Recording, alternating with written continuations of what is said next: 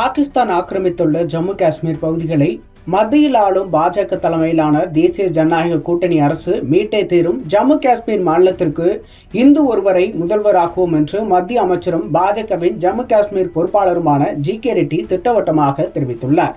காங்கிரசும் இதர கட்சிகளும் 70 ஆண்டுகளாக இந்து ஒருவரை ஜம்மு காஷ்மீர் முதலமைச்சராக்கவில்லை எனவும் மத்திய அமைச்சர் ஜி.கே. ரெட்டி குற்றம் சாட்டியிருக்கிறார். ஜம்மு காஷ்மீர் தேர்தலை முன்வைத்து ஊடகம் ஒன்றிற்கு மத்திய அமைச்சர் ஜி.கே. ரெட்டி அளித்த பேட்டியில் கூறியிருப்பதாவது, முந்தைய காங்கிரஸ் மற்றும் தேசிய மாநாட்டு கட்சிகளால் தான் பெரும் பகுதி ஜம்மு காஷ்மீர் நிலம் பாகிஸ்தானால் ஆக்கிரமிக்கப்பட்டுள்ளது. பாகிஸ்தான் ஆக்கிரமிப்பில் உள்ள காஷ்மீர் பகுதிகள் இந்தியாவின் ஒருங்கிணைந்த பகுதிகள் தான். இது தொடர்பாக 1994ஆம் ஆண்டே நாடாளுமன்றத்தில் தீர்மானம் நிறைவேற்றப்பட்டுள்ளது என்றும், அன்று காங்கிரஸ் தவறு செய்யாமல் இருந்திருந்தால் பாகிஸ்தான் வசமுள்ள காஷ்மீர் பகுதிகள் இந்தியாவிடம் இருந்திருக்கும், பாகிஸ்தான் வசம் இருக்கும் காஷ்மீர் பகுதிகளை மத்திய அரசு மீட்கும் என்று தெரிவித்திருக்கிறார். அதேபோல ஜம்மு காஷ்மீர் சட்டசபையில் பாகிஸ்தான் ஆக்கிரமிப்பு காஷ்மீர் பகுதிகளுக்கு 24 தொகுதிகள் ஒதுக்கப்பட்டுள்ளன என்றும் அவர் தெரிவித்தார்.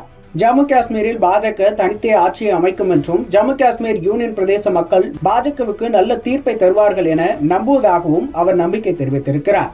ஜம்மு காஷ்மீருக்கு சிறப்பு அந்தஸ்து வழங்கிய 370வது பிரிவு ரத்து செய்யப்பட்ட பின்னர் அமைதி திரும்பியிருக்கிறது என்பது வெளிப்படையான ஒன்றாகவும், ஜம்மு காஷ்மீரில் இப்போது பயங்கரவாத தாக்குதல்கள், குண்டுவெடிப்பு சம்பவங்கள், கல்வீச்சு நிகழ்வுகள் எதுவும் நடைபெறவில்லை.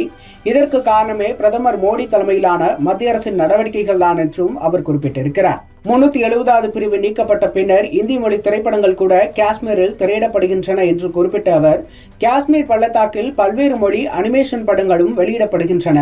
ஜம்மு காஷ்மீருக்கு கடந்த ஆண்டு மட்டும் 2 கோடி சுற்றுலா பயணிகள் வருகை தந்துள்ளனர் என்றும் அவர் குறிப்பிட்டிருக்கிறார். மேலும் தொடர்ந்து பேசிய அவர், ஸ்ரீநகரில் லால் சவுக்கில் தான் முன்னர் பாகிஸ்தான் கொடி ஏற்றப்பட்டது என்று குறிப்பிட்ட அவர், ஸ்ரீநகரில் இந்திய தேசிய கொடிக்கு அவமரியாதை செய்யப்பட்டதாகவும் குற்றம் சாட்டியிருக்கிறார்.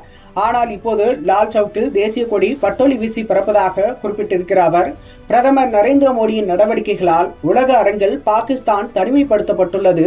சீனாவை தவிர எந்த ஒரு நாடும் பாகிஸ்தானை ஆதரிக்கவும் இல்லை என்றும் அவர் குறிப்பிட்டிருக்கிறார். அதேபோல கடந்த 70 ஆண்டுகளில் ஜம்முவில் இருந்து ஒரு இந்துவை கூட காங்கிரஸ் ஏன் முதலமைச்சராக நியமிக்கவில்லை? ஆனால் மதச்சார்பின்மை பற்றி காங்கிரஸ் தான் பேசுகிறது என்றும் அவர் கேள்வி எழுப்பியிருக்கிறார். ஜம்மு காஷ்மீருக்கு இந்து ஒருவர் முதல்வராக கூடாதா என்றும் கேள்வி எழுப்பியிருக்கிறார்.